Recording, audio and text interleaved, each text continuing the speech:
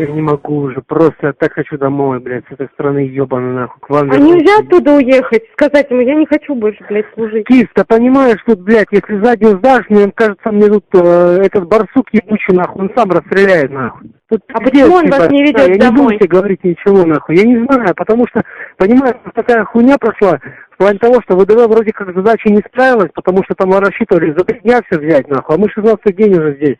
Может быть, там говорят про числа 16 что-то марта, про 1 февраля говорят, но ничего не понятно. Сюда офицеров сигнали с 3-го батальона, где я служил раньше, нахуй. Всех сигнали офицеров, да.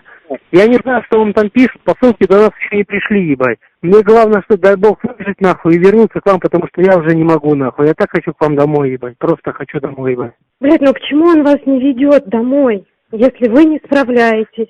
Не знаю, Кис, я зарплату перевести не могу, я тебе говорю.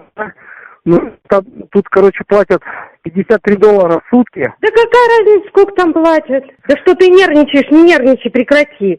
Да как тут не нервничай, блядь, тут каждый день можно, блядь, сдохнуть, нахуй. Вот Да мы понимаем, Сереж, мы тоже нервничаем. Ну, блядь, ну если у вас такой командир, ну так, ну стойте ему звонить, я не знаю. Ну бля, вас там ебал много. я в рот. Это ВДВ, нахуй, это полк, нахуй, галимый, нахуй, сука, прям, дай бог. Я тебе говорю, я тут в Бога поверил, нахуй, это пиздец, нахуй. Что я понавидался, нахуй, это пиздец.